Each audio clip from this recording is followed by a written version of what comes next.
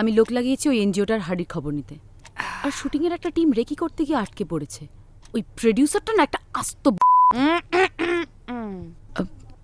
Sorry. তন্ময়বাবু বলেছিলেন ওনার ব্যাপারে, ওই ওসিটা নাকি 1 নম্বরের ক্যালানে। বাড়িতে কবে খবর কাগজ আসে যে বললে কাগজ থেকে জেনেছো? আমি কি বলবো না বলবো সেটা কি তুমিই ঠিক করে দেবে নাকি? আমি ভেতরে যাই। না, তুই থাক এখানে। তোর দেবতার মতন বাবুর কীর্তি তুইও জান। আমার আবার কি কীর্তি? কুসুমপুরে উনি নাকি দেবী মা। কাল তুমি বাড়ি ছিলে?